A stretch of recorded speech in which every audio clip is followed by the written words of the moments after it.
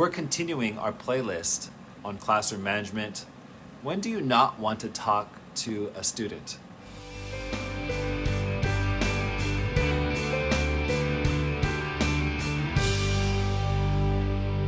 There was this year I had a student, and when asked to share out, he just started laughing. And it went on for like a minute. As a teacher, I just remember waiting for what seemed like such a long time, and it felt disrespectful. So how did the rest of the year go with this student? Well, it only actually just happened once, and I really enjoyed having that student in my class. The student often participated, even when others were reluctant to do so, and gave really good feedback. We had a good year. So the following year, the student comes back, and by now I've forgotten that day, but he brings it back up and says, hey, thank you for being patient with me that day. I was feeling really awkward, and his sister was making him laugh in class, which is why he couldn't stop laughing. And then he proceeded to share how I was a real inspiration and thanked me for helping him to grow as a writer and speaker. Wow. I'm so glad I didn't say anything that day out of frustration and irritation. But let me tell you, it's not because I didn't want to. So where is that irritation and frustration coming from?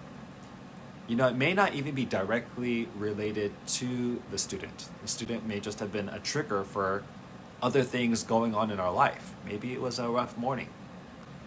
Maybe it was traffic getting to work, internet not working when you have a lesson that used technology. Maybe you had a couple of other negative encounters with other students. I don't know, maybe a negative encounter with an adult. Sometimes that baggage builds up, and when a student makes a poor choice, as students do from time to time, maybe we unload more baggage than we ought to have. And this is why self-awareness and self-care is so important for the teacher. And I created a video on this already, and I'll be sure to put that in the description. What are other times you might not want to talk to a student? How about when you're feeling hangry or tired? Ever noticed how the problems tend to increase the closer it gets to lunch or after lunch? Is that coincidence? The kids are hungry and tired, and so are you. Ideally, you want to have conversations when you're in a good condition, and this is actually good advice if you have children in your home, or a niece, nephew, neighbor, or significant other. I know when I want to talk to my wife about something serious, I've learned don't do it when I'm feeling frustrated, irritated, or hangry.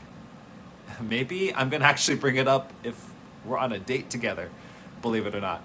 I might ask my wife, hey, may I have permission to ask you about something? Okay, I'm digressing a little bit.